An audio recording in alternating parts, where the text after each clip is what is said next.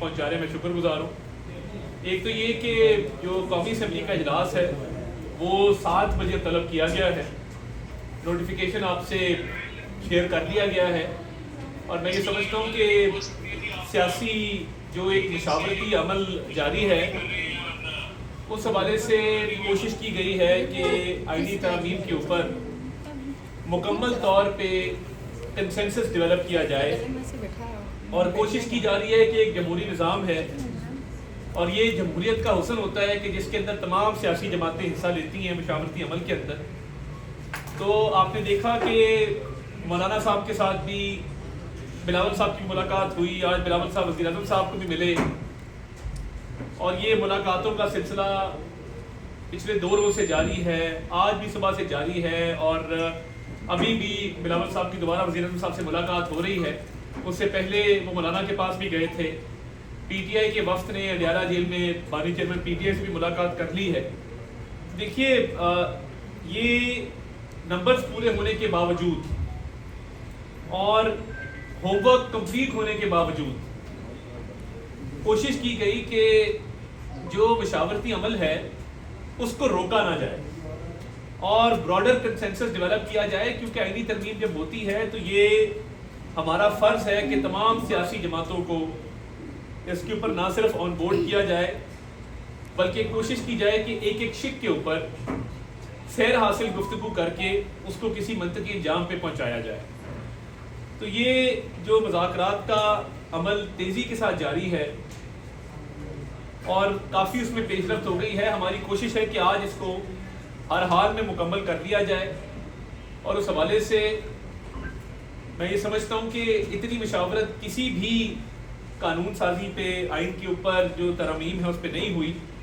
جو اب ہو رہی ہے۔ اور جیسے بلاول صاحب نے کل کہا تھا کہ ہمارے پاس دیگر آپشن بھی موجود ہیں، مگر ہم جمہوری سوچ کے لوگ ہیں، ہماری کوشش یہ ہے کہ مکمل کنسنسس کے بعد اس معاملے پر آگے بڑھا جائے، اور حتی الوسع یہ کوشش کی گئی ہے کہ کنسنسس جو ہے وہ ڈیولپ ہو تمام پولیٹیکل سٹیک ہولڈرز کے درمیان۔ دیگر آپشن موجود ہیں اپنی جگہ پہ، اور الحمدللہ نمبرز کا بھی ایشو نہیں ہے، نمبرز بھی الحمدللہ پورے ہیں، مگر جو جمہوری معاشرے ہوتے ہیں اور جمہوری سوچ کے جو مالک لوگ ہوتے ہیں ان کی کوشش یہی ہوتی ہے کہ مشاورت اور کنسنسس بلڈنگ میں اپنا کردار ادا کیا جائے۔ بڑے الزامات لگائے جا رہے تھے، اور میں اس پہ اپنی بات ختم کروں گا، پھر میں حنیف عباسی صاحب کو موقع دوں گا، ہمارے سینئر پارلیمنٹیرین ہے جس پہ بات کریں گے۔ دیکھیے خیبر پختونخوا کے صوبے کے اندر آپ کو پتہ ہے قانون تبدیل کیا گیا، رولز کو چینج کیا گیا کہ پولیس آفیسرز کی پوسٹنگ ٹرانسفر پہلے آئی جی کرتا تھا، اور اس ساری جو پولیٹیکل ورکنگ ہو رہی تھی اس دوران ہی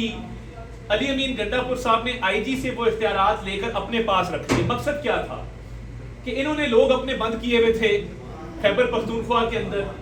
اور پھر 2 طرح کی، پہلے ترمیم کی تاکہ پولیس کو ملوث کیا جائے سیاسی انجینئرنگ کے اندر اور پولیس سے سیاسی کام لیا جائے۔ آپ لشکر کشی کر رہے ہیں، اسلام آباد آپ آتے ہیں، آپ ایس سی او کے دوران کال دیتے ہیں۔ اب مجھے یہ بتائیے کہ یہ کیا تک ہے کہ آپ نے پولیس کے رولز کو تبدیل کر کے تو آپ نے یہ کہا کہ اب یہ وزیر اعلیٰ جو ہے یہ پولیس آفیسرز کی ضلعوں میں بھی پوسٹنگ ٹرانسفر کرے گا۔ مقصد ایک ہی تھا کہ سیاسی طور پہ لوگوں کو وہاں پہ اپنے کنٹرول میں کرنا۔ انہوں نے تمام لوگوں کو پنجاب سے بھی جن کا تعلق تھا ان کو بند کیے رکھا، الزام دیتے رہے جی فلاں ایجنسی لے گئی، فیڈرل گورنمنٹ لے گئی، اور سارے لوگ انہوں نے وہاں پہ کے پی کے میں بند کیے ہوئے تھے۔ اور جو ہم نے سیاست کے اندر سرکاری وسائل کا استعمال دیکھا ہے کہ جس طریقے سے آپ سرکاری گاڑیوں پر سرکاری کرینے لے کر سرکاری افسران کو لے کر اسلام آباد آتے ہیں، تو کیا یہ جب آپ دوسروں پہ الزام دھرتے ہیں تو کیا آپ اپنے گریبان میں نہیں جھانکتے کہ آپ کا اپنا طرز عمل کیا ہے اس کے اوپر؟ تو یہ تو ٹوٹل پروونشل گورنمنٹ کو یوز کیا گیا۔ اچھا پھر دھمکیاں دی گئی کہ اگر بانی چیئرمین پی ٹی آئی سے کسی نے غداری کی، ملک سے غداری تو میٹر نہیں کرتی، بھی اس پر ویسے بات کریں گے، ملک سے آپ غداری کریں، آپ شہداء کے مجسموں کو مسمار کر دیں، آپ آئی ایم ایف کو لیٹر لکھ دیں، آپ ایس سی او کو سابوٹاج کرنے کی کوشش کریں جو اللہ کے فضل سے بہت کامیابی سے ہوئی، اس پہ کوئی ایشو نہیں ہے۔ ایک میسج جاری کر دیا گیا کہ بانی چیئرمین پی ٹی آئی سے جو غداری کرے گا، جلاؤ گھراؤ کریں گے، اس کے گھر کا، اس کے کاروبار کا ہر چیز تباہ و برباد کر دیں گے، میں تو یہ سمجھتا ہوں کہ سب سے پہلے ملک ہے، سیاسی جماعتیں، سیاسی لیڈر اس کے بعد ہیں. سیاسی لیڈر کی خوشامد میں اتنا آگے چلے جانا، تو یہ جو دھمکیاں دی ہیں اس میں بھی ہم نے کہا تھا کہ ریٹ آف دا اسٹیٹ قائم ہوگی اور رہے گی. کوئی جلاؤ گھیراؤ کرے گا، کسی بھی ایم این اے کو انگلی تک لگائے گا، اس پہ پرچے بھی ہوں گے اور عبرتناک انجام ہوگا. یہ بالکل کلیئرٹی کے ساتھ ہے. مگر یہ نہ کبھی آئین کو مانا نہ قانون کو مانا. اب یہ جو الزام تراشیوں کا سلسلہ ہے یہ اس لیے ہے کہ ان کو پتا ہے کہ ہمارے نمبر پورے ہیں، اور اس لیے اب ہر بندہ اٹھ کے الزام لگا رہا ہے کہ جی فسطائیت ہے، لوگ اٹھا لیے گئے ہیں، فلاں ہو گیا. بھائی اگر لوگ اٹھائے گئے تو آپ 2 دن سے مشاورت مولانا کے ساتھ کس طرح کر رہے ہیں؟ لوگ آ جا رہے ہیں، سیاسی گہما گہمی ہے. یہ صرف اس لیے ہے کہ جب نمبر پورے ہیں اور پتہ ہے کہ آپشن موجود ہیں تو یہ الزام تراشی کی سیاست کی جائے اور ایک